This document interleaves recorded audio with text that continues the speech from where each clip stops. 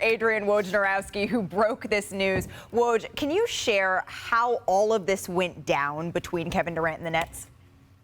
Yeah, Malika, Kevin Durant has really been non-communicative with the Nets for several weeks, and I think along the lines of the conversations they were having with Kyrie Irving about his future. Listen, he wanted to help get Kyrie Irving a long-term deal in Brooklyn.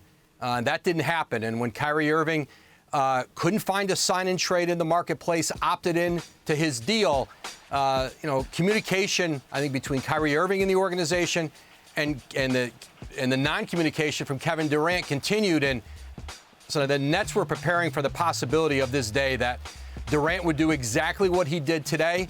He reached out to Joe Tsai, the owner of the Nets, told him that he wanted to trade, and then Sean Marks, the Nets GM, and Rich Kleiman, Kevin Durant's business manager, they talked about what a trade scenario might look like here. The Nets have been preparing really for weeks for the possibility of Kevin Durant on the market. These aren't the first conversations they're having internally about it. And they had, until today, until the last hour or so, they had shut down teams who had called them. And teams were calling about Kevin Durant and trades.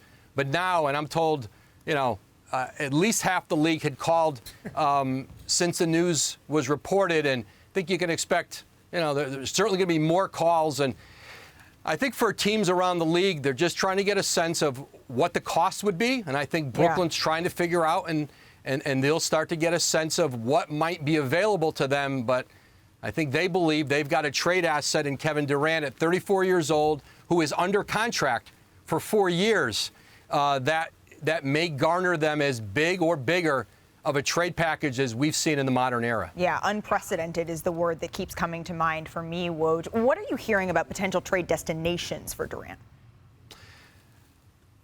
Well, listen, there's no shortage of teams, and all different kind of teams. Teams who have young assets, teams who have draft picks and 25 and under stars, and then established all-star players in other places.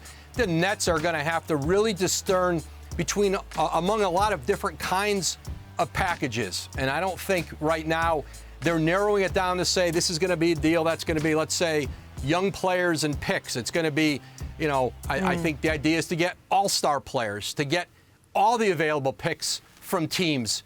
And certainly, listen, you can go through rosters and you can start looking at places, where they have, elite 25 and under players or star players in their prime. But I think for Brooklyn, they've got the leverage they do have is the contract status of Kevin Durant. Again, because he's under contract for 4 years, he has very little leverage about where he can go. Because if you trade him, he's going to have to play for that team. And he's going to have to play for them for a long period of time. And that's why teams are much more willing to unload, the maximum amount of assets versus, like, let's go back to Anthony Davis when he had 2 years left on his deal, and you knew you could give up everything you had, but you might lose him in free agency. That's why the Lakers were so confident. They knew they'd be able to re-sign him, and they gave up certainly a significant package for AD. But right now, if you trade for Kevin Durant, you got him, and he's at the top of his game at 34. And so that really opens up the world to Brooklyn, and it makes these trade talks really interesting. Thank you for watching ESPN on YouTube. For live streaming sports and premium content, subscribe to ESPN+.